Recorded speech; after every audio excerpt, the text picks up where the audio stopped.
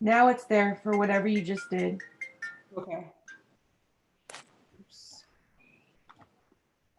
Hold on. She did something and now I have more options. Give me a moment. Can you hear me, Diane?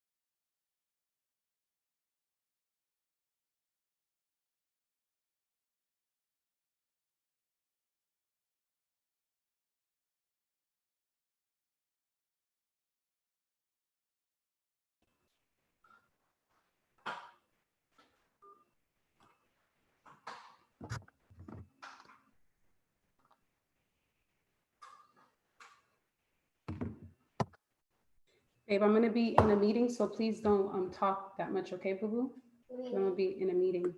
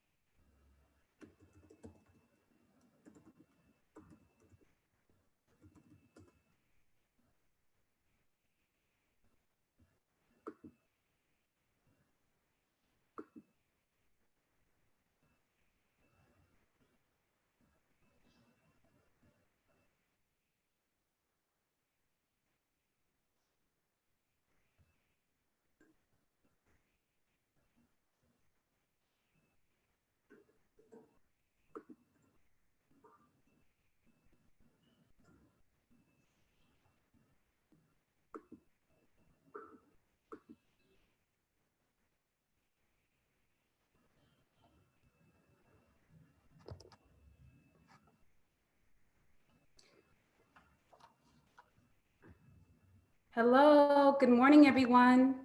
Thank you for joining us today. Good morning. Good afternoon, I mean, sorry guys. Good afternoon, everyone. You are in for a treat today. My name is Evish Dupard, and I'm the Peer Mentor Coordinator, and I wanted to take some time today to go over study skills. Yes, we'll be going over study skills today. Something that is kind of important right now since we are in final period. Now, if you could share with me who is joining us today, maybe your name and your major, I would love to hear from you. My name is Evan Picard, and I'm the Peer Mentor Coordinator, and I wanted to take some time today to go over study skills. Yes, we'll be going over study skills today.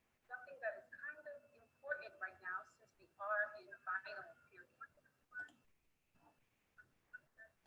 Now, if you could share with me who.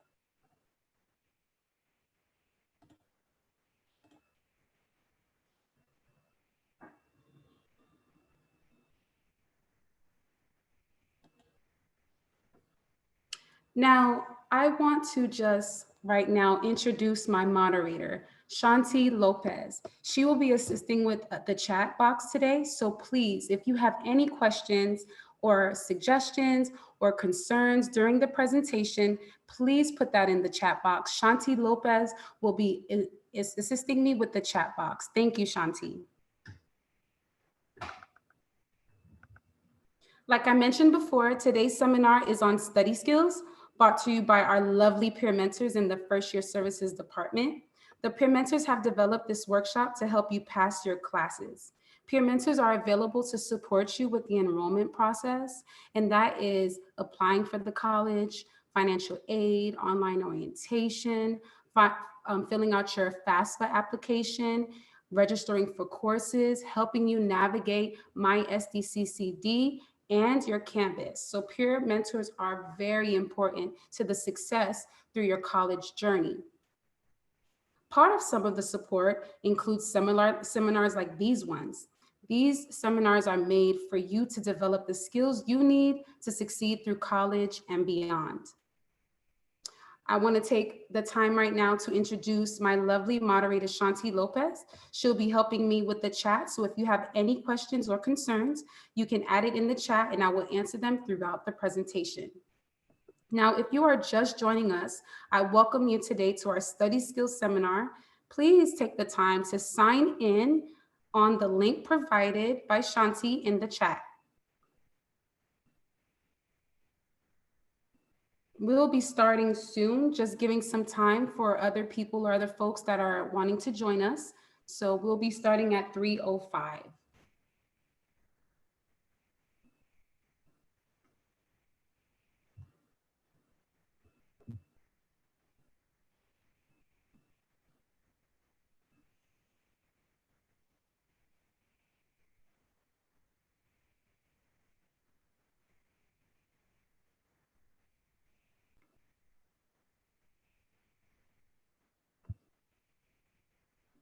Before we begin, share with me what your study tip is. What do you do to study? This is an interactive workshop, so please feel free to drop a comment or question or concern, like I said, but I would love to hear from you. Please tell us your name, what you do to study, where you study, a tip that you have. Share with us. We would like to hear from you. We are going to be starting shortly.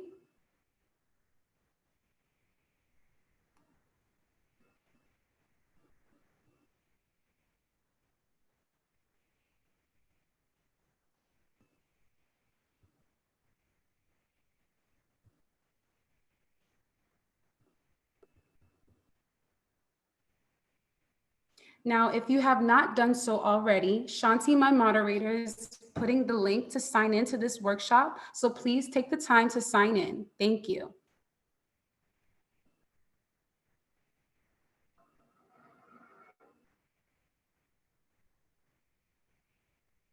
All right, we are going to begin.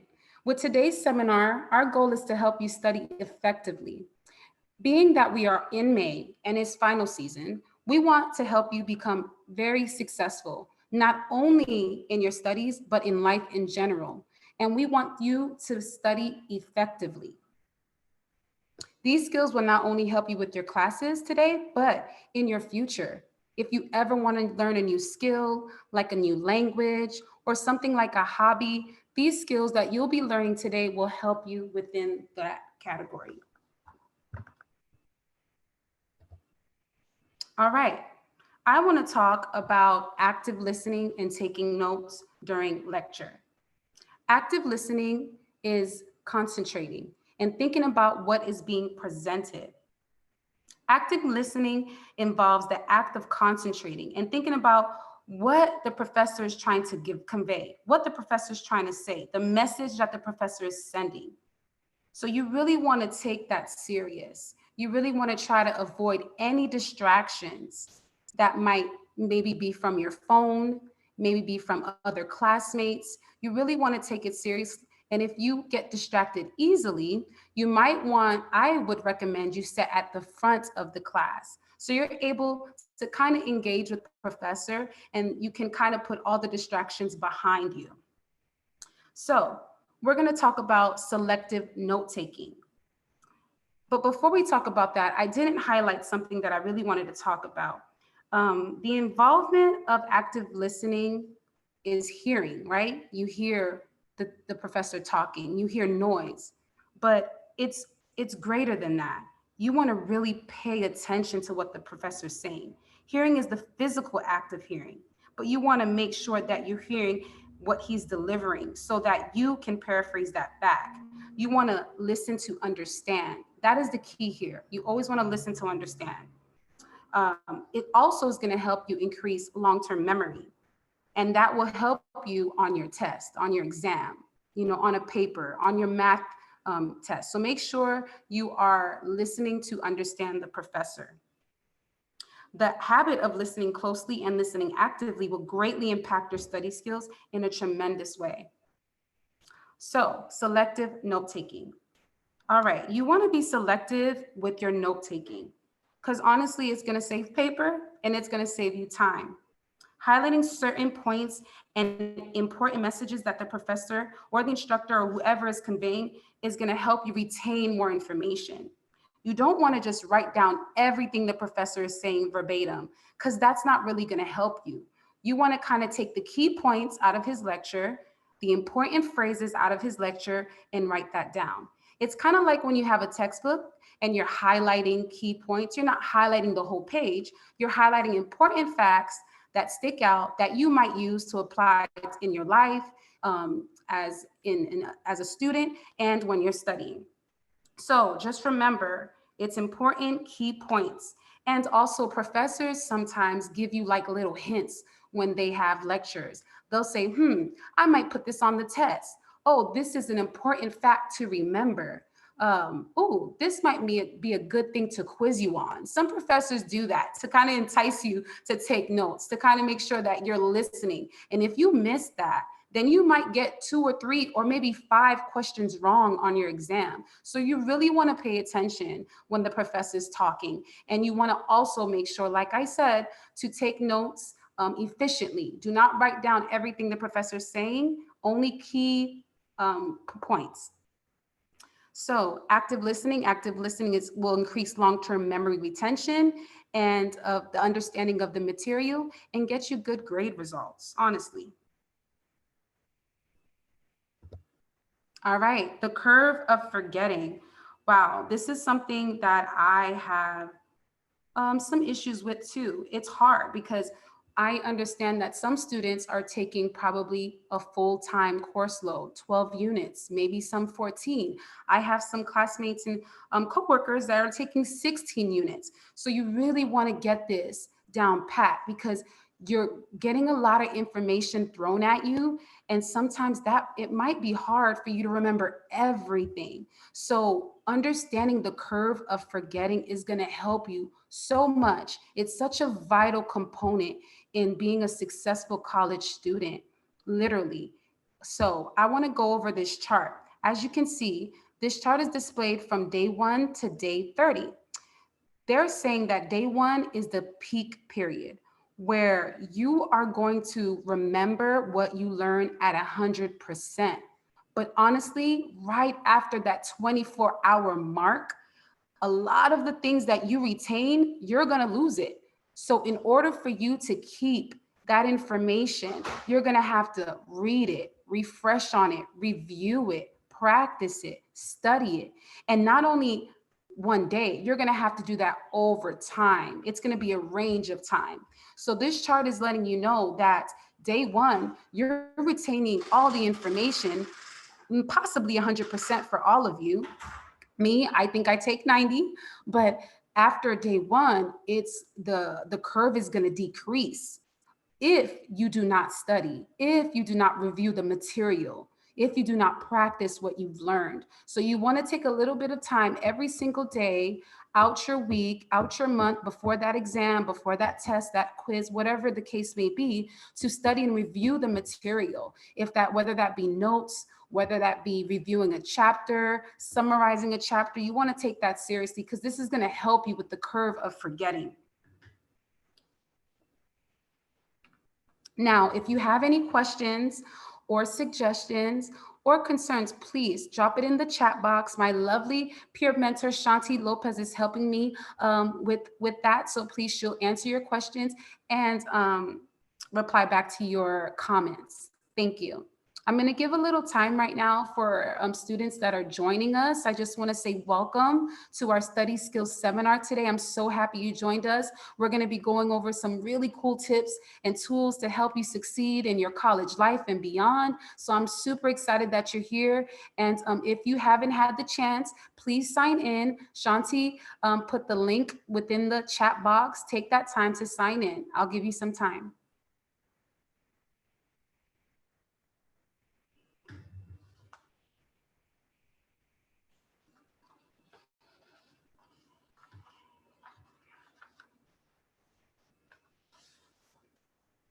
All right, let's continue on. So I want to just explain the definition of the curve of forgetting. This curve of forgetting, it's described as the decrease in ability of the brain to retain memory over time.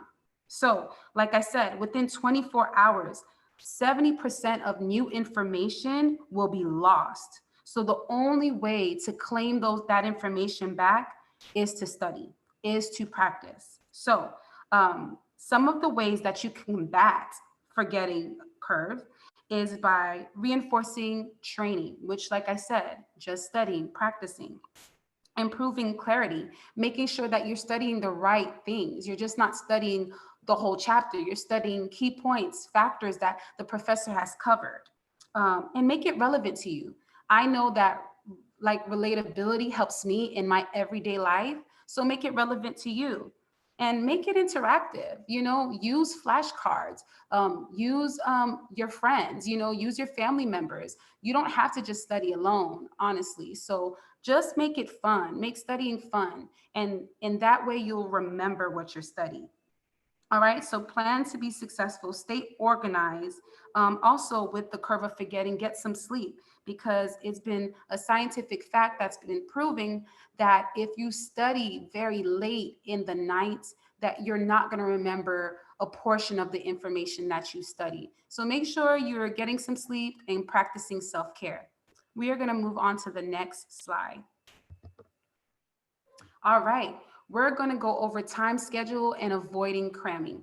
I kind of touched upon this at the last slide. So the most memory retention is produced when the student studies closest to the day that the information was presented, as opposed to studying closer to the day of the exam. So basically, what this is saying is that you don't want to just study 2 days, 3 days before the exam. You want to study at least a month, 2 months before the exam. So over the period of time, you are remembering, you're retaining that information. That information is becoming familiar to you. Like I said, with curve of forgetting, that is the ability for us to kind of just process new information, because our brain can't retain so much information that it dumps it out and retains new information. So make sure that over time you're studying, you're not waiting until the last minute. Okay, that is a very big tip. All right. So for this reason, it is best advised to schedule out time frames throughout your weeks in increments spaced out to best retain information. So set a schedule. I mean, we have the phones now that you can have like your Google Calendar alerts on there. Put that in your notepad, create a schedule. Online, you can use a journal to create a schedule, a calendar, a physical calendar. That's something that's tangible, but create a schedule so you can kind of map out when you're going to study. Mapping out when you're going to study is going to be beneficial for you, because as students, I know that we are mothers, we're parents, we are, full-time employees. Some of us have a lot of, personal commitments with our family members. So with this, you want to just kind of schedule some time between all of that for study time, okay? And like I said before, never wait until the last minute to study.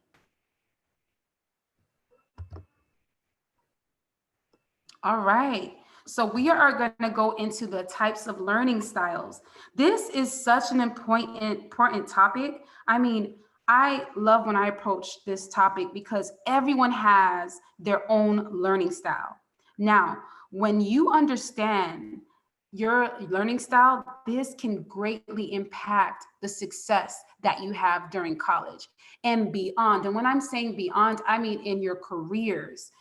So I want you to understand identifying, discovering your learning style is going to help you. Okay. So for me, I'm a visual learner.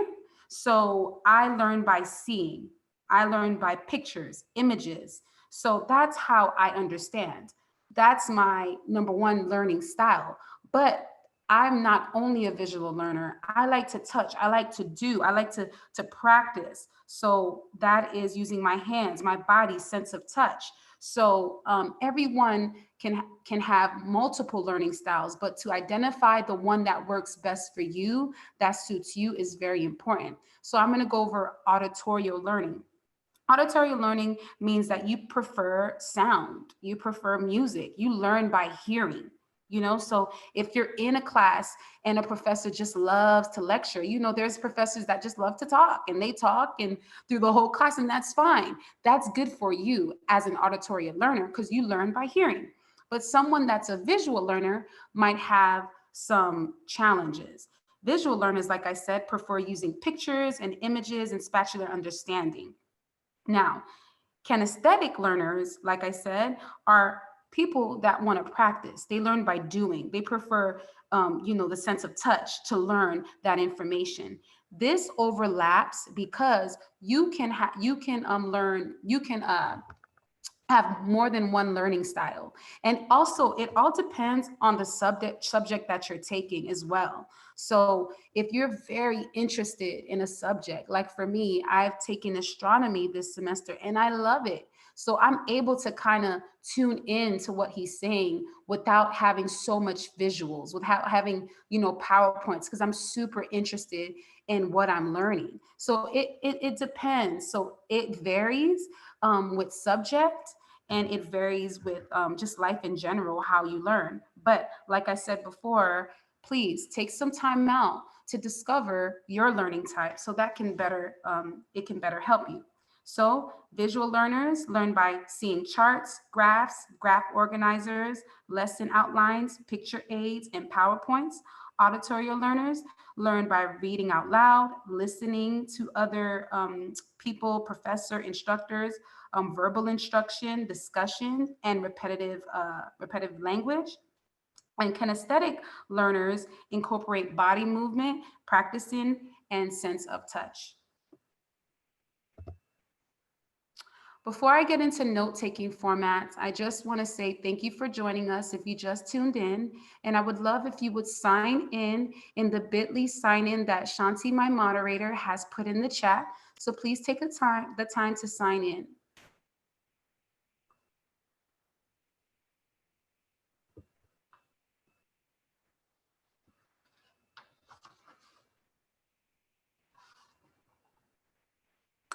So before we go into note-taking formats, I just want to reintroduce myself. My name is Edwidge Dupard.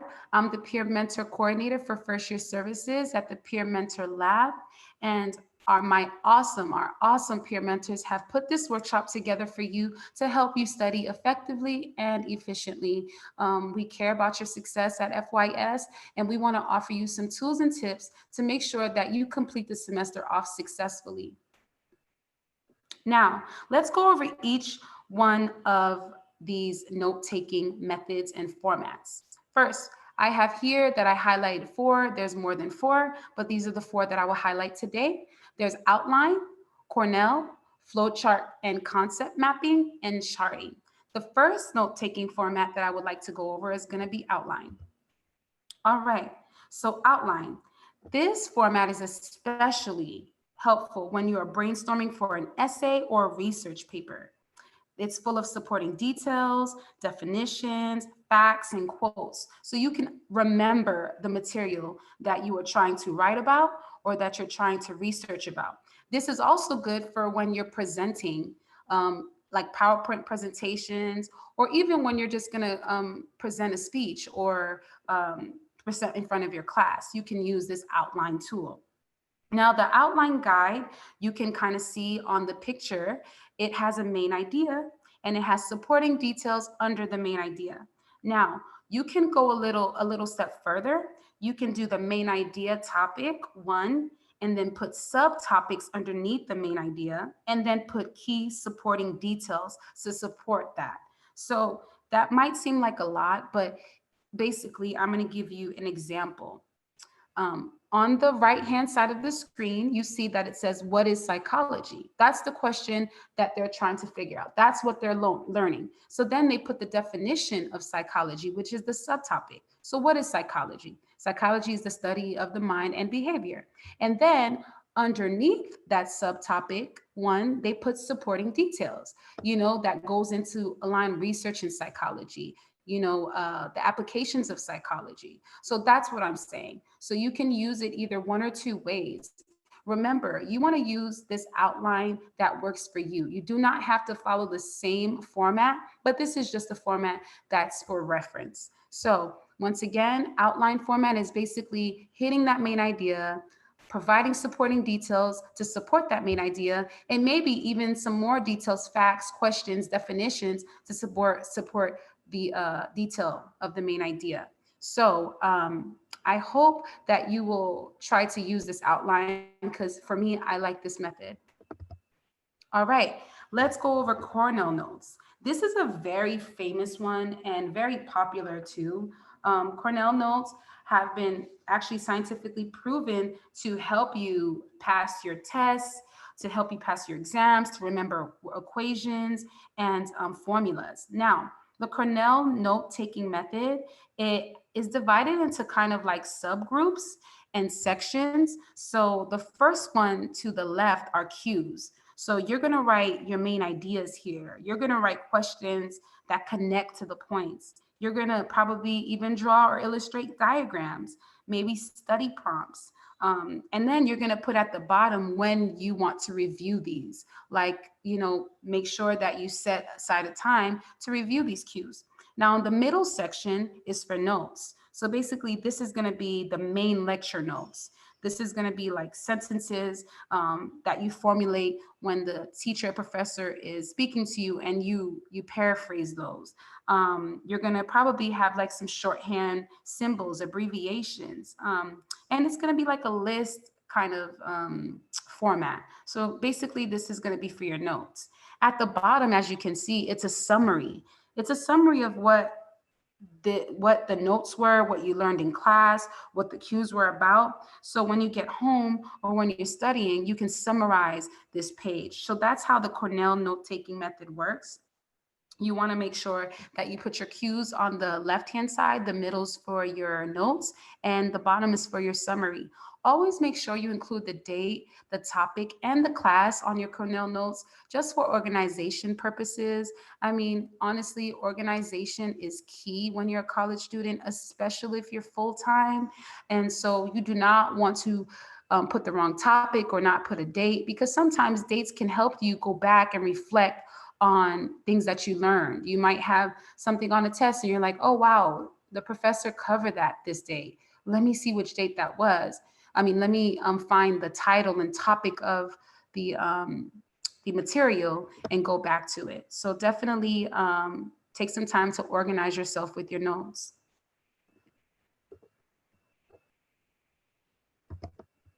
Oh, my apologies.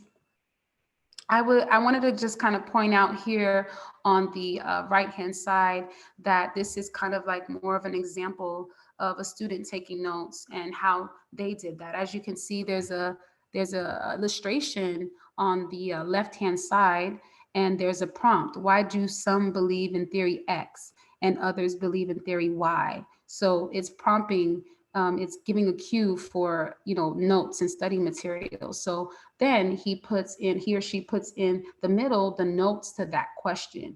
And at the bottom, he's summarizing it. So this is a really good example of how you can use Cornell Notes. Now, flowchart and charting. I like this because, like I said, I'm a visual learner. I love illustrations. I love charting. It kind of condenses the information. It's not that much text. This is really good when you're brainstorming. This is really good when you're working with math equations.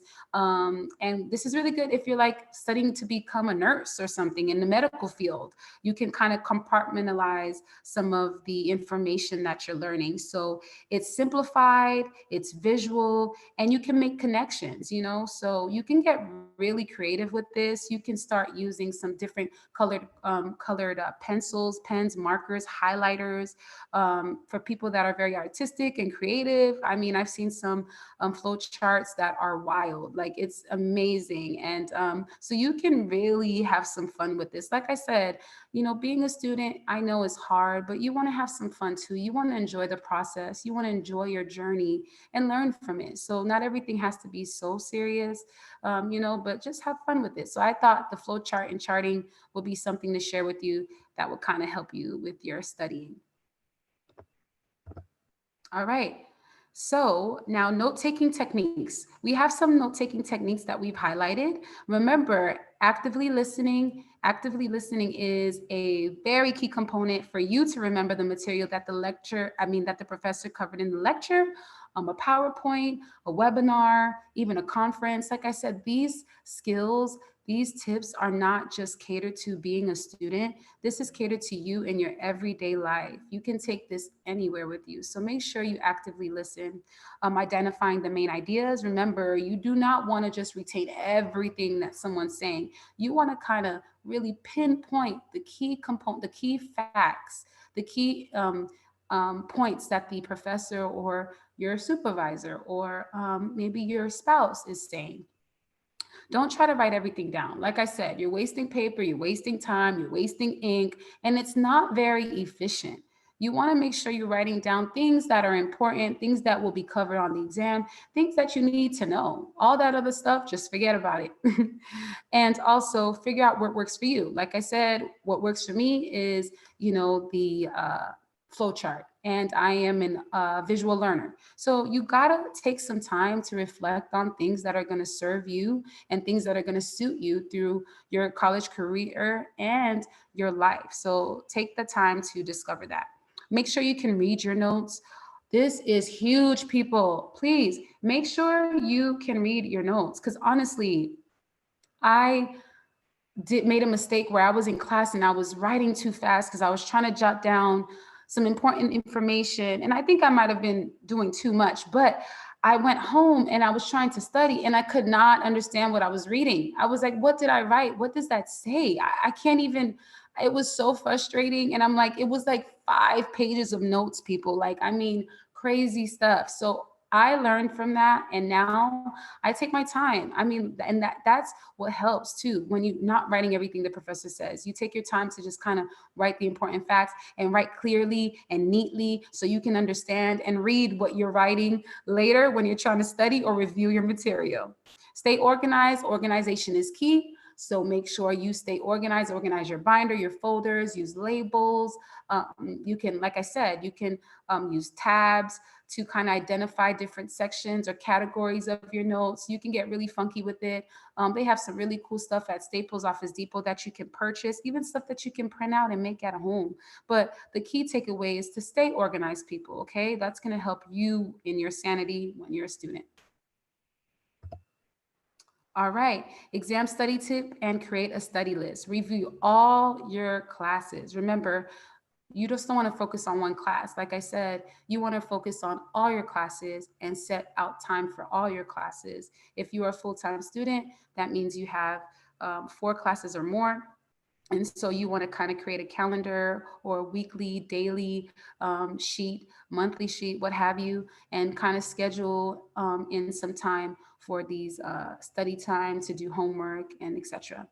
See what the assignment or exam will focus on. Basically, this is telling you that make sure you review what the exam and the test is going to be about. You don't want to just study everything. Like, that's not what we want. Like, you want to study the material that's going to be covered in the exam. If you really like the subject and you want to get to know it in a deeper level, hey, have at it. But as far as the exam and the test is concerned, you want to study the material that the professor is highlighting and that's stating in your syllabus or in your class contract that will be covered on the test. So that's going to decrease time and increase retention. Access your knowledge, strengths, and weaknesses. People, I used to make a mistake with this. I used to study everything, even the things that I've known by heart. No, you don't want to study things that you know, that you're familiar with, that you can answer right away, that you remember. You want to study things that are hard for you, that are difficult, concepts that you're not too sure on. You want to review those. And that's going to help you when you're studying, because you kind of want to leave the stuff that you know, the stuff that you know. You don't need to study that, maybe review it once or twice and let it go. Study the material that you need to know. And also know your best time of the day.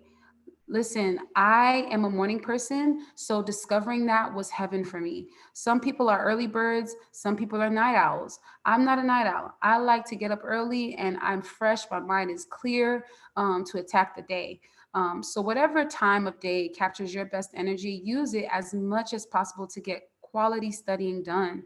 Honestly, if you're not a night person, then you shouldn't be studying at night. I mean, sometimes there's going to be reasons why you study at night because you have things to do during the day or things came up. But always try to, like I said before, set a time. If you know that you're a morning person, study in the morning and set that time aside. Make studying during your best time of the day a habit. So make it a habit, make it habitual, make sure okay, every Friday morning I study for 2 hours, 9 to 10. That's my study time.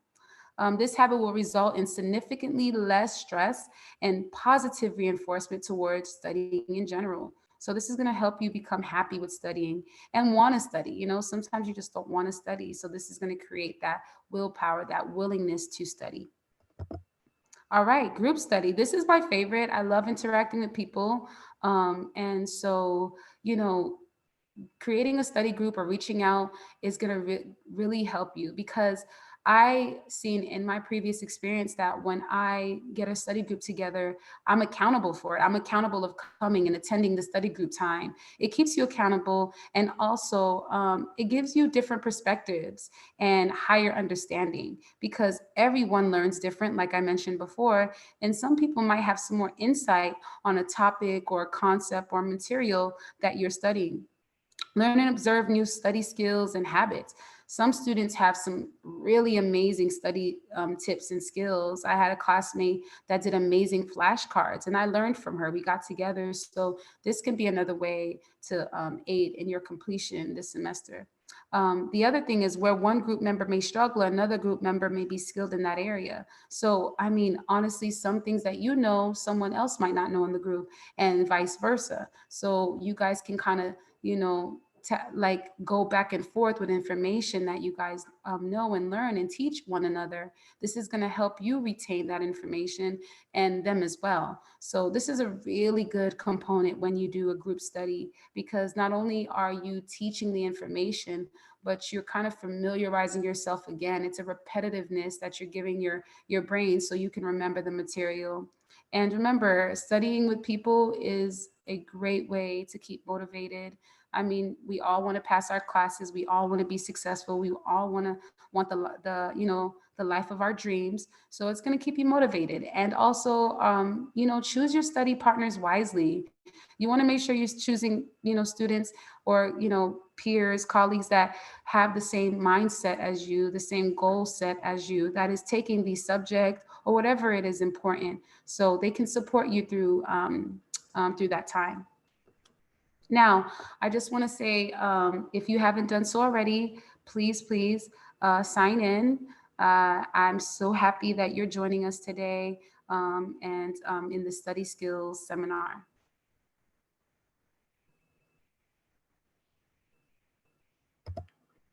Office hours with professors. One very underestimated advantage to community college is the availability of our instructors' office hours. Now, at a university, universities are very compacted and they're huge. So at the community college level, I love this advantage because you get to connect with your professors one-on-one. You get to connect with your professors and understand what he expects from you and expects from the class. So this is a really good tip. You want to build that connection with your instructor, your professor. And so when you have difficulties with an assignment, exam, test, or research project, you can kind of communicate with him and he can give you feedback. Any confusions about academic course materials may be addressed one-on-one with your professor. Like I mentioned, you can, say, hey, I would like to meet with you this day and this time to cover these topics. And I'm pretty sure the professor will be more than happy to do so. Community college professors I've seen have been very flexible and very empathetic towards student needs. So this should not be a problem. All professors were once college students at some point in time. Not only can your professor help you find the study technique that works best for you, they can also guide you in the right path in terms of their teaching style, course material. So these professors have studied very long to become professors. This is their passion. They enjoy the subject. They enjoy teaching the subject. So learning from them might be a great tool so you can pass the class. All right, that is the end of our seminar. And I just want to thank you so much for joining us today. I had a great time teaching you tips and tools to help you succeed and flourish in your classes like you all should be doing. I wanted to take the time to go over the Peer Mentor Lab. We are now virtual, we are remote, and we are offering all the same services and resources that we would be offering if we were face-to-face or on campus. I know these are unique times and these are challenging times. So we want to make sure that we're here to support you. First, we are here by phone by calling our Google Voice number at 619-800-2739. I also want to just say my lovely moderator Shanti is going to be posting some information in the chat box, so you can have that, copy it, paste it, write it down for your reference. We're going to be going over some of the contact methods. So like I said, if you have any questions with, your FAFSA application, my SDCCD, and Canvas, please call us. We're available at 619-800-2739. And also, If you would like to email us, you can call us at, you can email us at sdcitycollegepeeradvocates@gmail.com for any general questions that you may have, or if you feel confused. We're also conducting Zoom appointments, one-on-one Zoom appointments, and you can definitely make an appointment with us on Zoom. We can share screens, and we can kind of guide you through step by step on how to register for your courses, how to complete your financial aid application, anything that you need help with, we got you. Our hours of operation is Monday through Friday at 8 a.m. to 5 p.m. So we are available and accessible. So we want you to contact us. Shanti has provided you with links for our social media page. Thank you so much, Shanti. So please stay connected with us. We literally highlight all the resources, events, activities, tips, tools, outside resources that you may need during this time. So please stay connected with us. Our social media is at SD City FYS, and Shanti has provided those links for you in our chat, Instagram, Facebook, and as well as Twitter. I want to just reiterate that we are going to be offering more of these workshops. Our next workshop on study skill is May 25th at 10 o'clock. So if you tuned in late, or if you want to kind of just get this information again, please feel free to come and join us on May 25th at 10 o'clock until 11. And just want to just say thank you again. I hope and wish you great luck and success in your finals. I know that you all are going to do great. I really want to hear from you on how you felt this workshop was, or how beneficial or how useful the tips that I provided you today was. So please, if you can try to fill out the evaluation for the seminar, I would greatly appreciate that. Your feedback is important to us so we can improve on the services that we provide. Shanti will be pasting the link, the bit.ly link of our evaluation for the seminar in the chat box. So please, if you have some time, fill that out. And if you haven't done so, Shanti posted a couple of times the link for the sign up for the workshop bit.ly. So please sign in.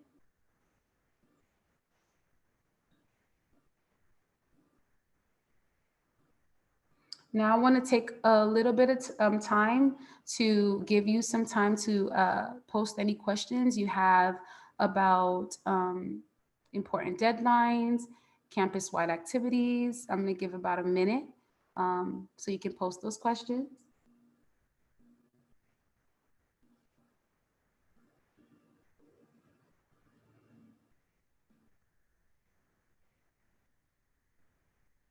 All right. Now, if you need assistance with counseling, mental health, maybe even you want to learn about some special programs like Emoja, Puente, Mesa, DSPS services, there is a remote online hub on our sdcity.edu page, and I would like for you to check that out. Our remote online services are detailed and highlighted there, anywhere from financial aid to evaluation. So please take the time to go on our website and look through that so you can get familiar with some of the services and resources, or if you have a question.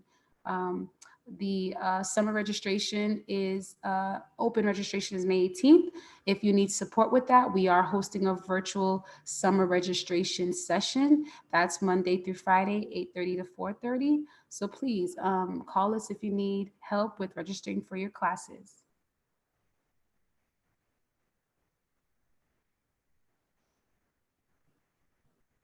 All right. So if there's not any questions or comments, I hope you have a lovely day. Thank you for tuning in. My name is Edwidge, and Shanti was the moderator. We thank you, and we'll see you next time. Take care.